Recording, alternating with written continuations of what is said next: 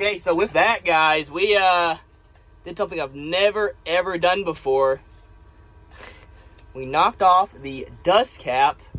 What is going on, Basshead family? We have a very, very highly requested sub finally on the channel. This is the Harmony Audio HA-C12. Now the HA-ML12 sub is also an extremely, extremely highly requested sub on this channel, guys. So if this video gets to 2,000 likes in the first day, I will be ordering one of those, and we'll do that next, maybe do a comparison of both of these. So yeah, guys, get that video to 2,000 likes. Really, really appreciate y'all, but let's get this box open and get into it.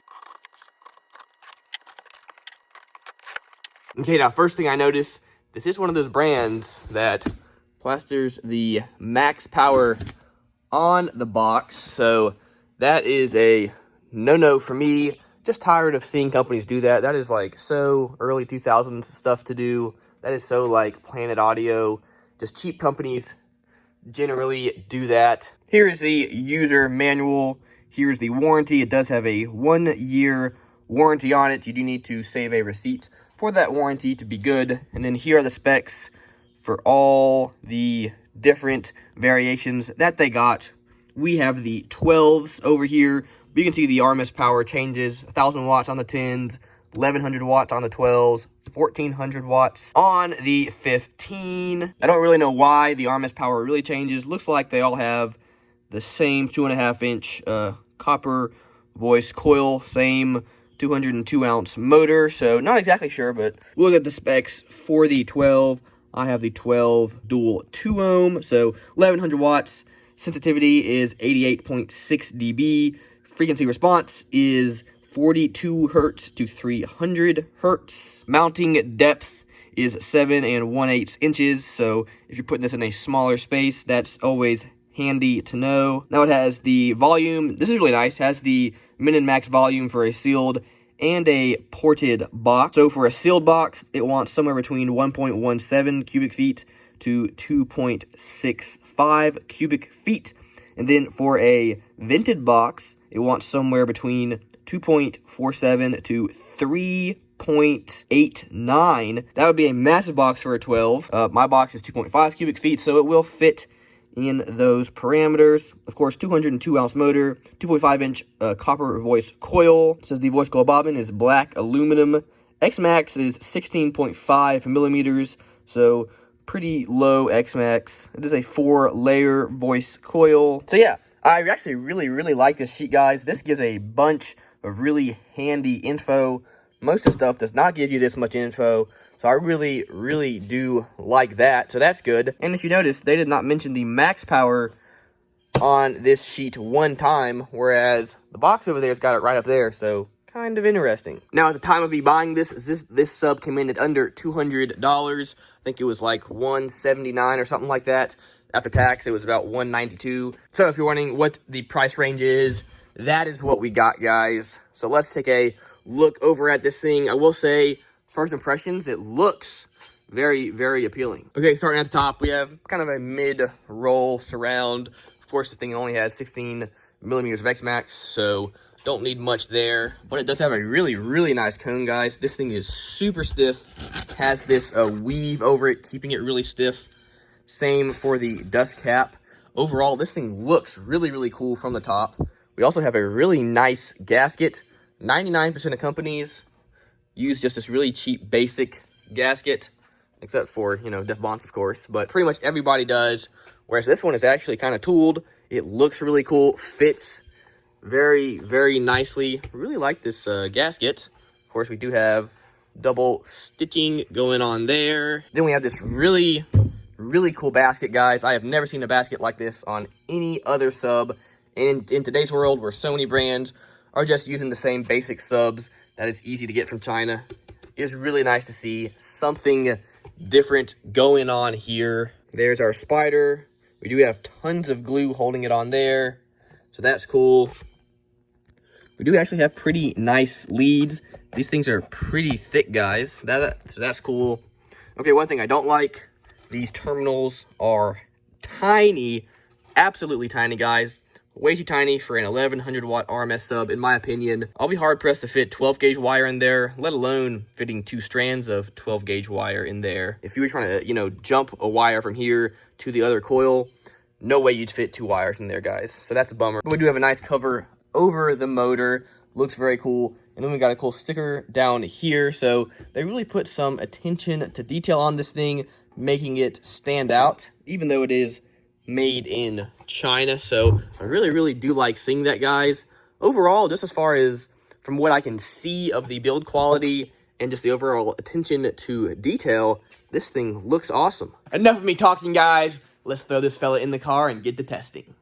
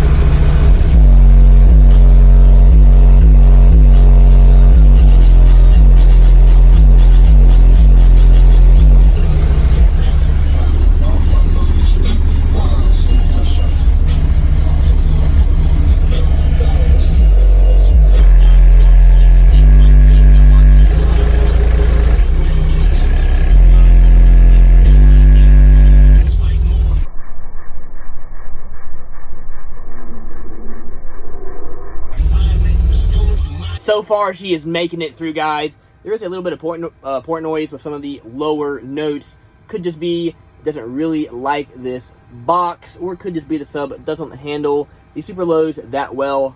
Hard to say, but for the majority of the music, it's doing just fine. So let's see. Next, let's run some of our tests through it, and then after we do that, assuming it makes it through, we'll then play some more songs and really push it and just see what this guy can really take. Okay, let's start with the musical RMS test. See if it can make it through a full song around that 1100 watts.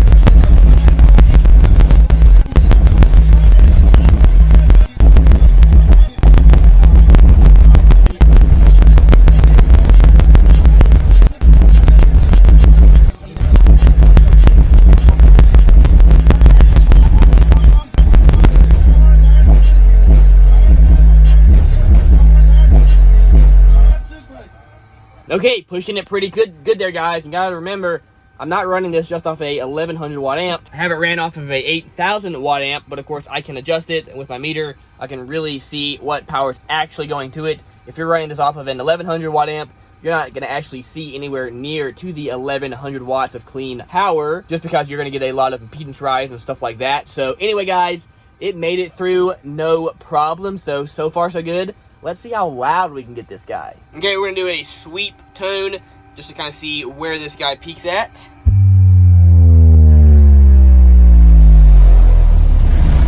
My fella just died there, but we did put 600 watts through it. We got a 132, and that was at 44 hertz. Got a 134. Now it says 34 hertz. What the heck?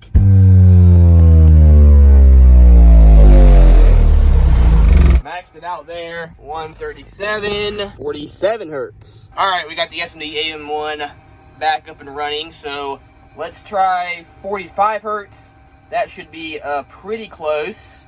And see what it does. I'm getting 475 watts. Got a 135.1. 1095 watts. And we got a 138.7.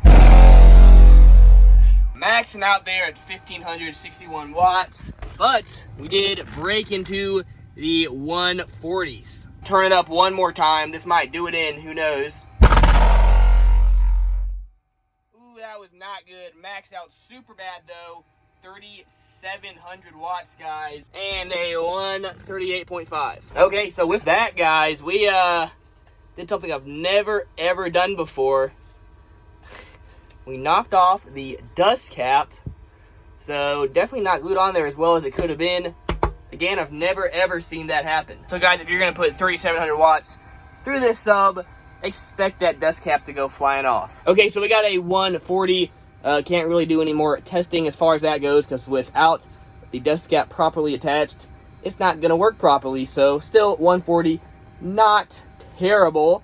So I'm going to pull the dust cap off and we'll see if the sub is still working properly, see if we tore the spider or anything like that. And then maybe we'll play some more songs, but again, it won't sound all that great with the dust cap off.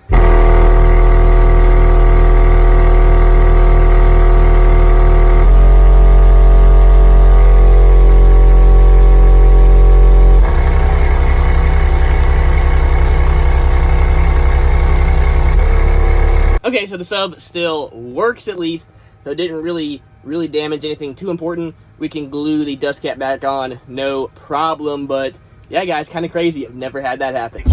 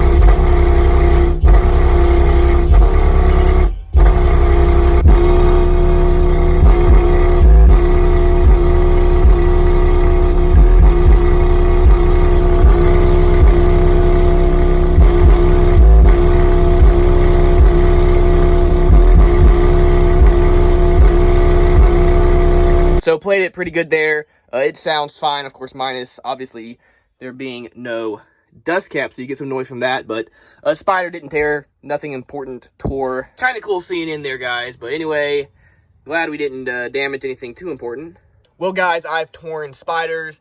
I've got the cone lodged in the gap between the motor and the pole. I've had all kinds of things happen, but I've never ever blown off a dust cap, so kind of cool, kind of something different. That does go into something that I have heard about some of these Harmony subs, and that's just that when they're assembled in China, they might not be assembled with the greatest care. I have heard some people say that they didn't feel like the build quality on these was really, really great. So even though it looks good, even though it looks like they use some cool and different nice parts, obviously they probably could do a better job in some areas. So again, dust cap blowing off, not the biggest deal. I can glue that back on, no problem. But still something to note, guys. Again, I've never had that happen, so not like tons of subs. Dust caps are just blowing off left and right. Okay, guys, that's going to do it for this video. Let me know what you think. Remember, if I get the 2,000 likes today, I will go ahead and order the ML sub, the big boy, big brother of this guy. It's a $350 sub now, so pretty pricey, but I'd love to get it and see how it stacks up against some of the other subs I've done on the channel, guys. Well, that's going to do it. Should you want to check this out, there will be affiliate links in the description below. Should you purchase it or something through those links, I get a little bit of a commission, which really helps out the channel, guys. So thank you all so much. Anyway, that's going to do it for this video, guys. Remember, as always, keep basing on.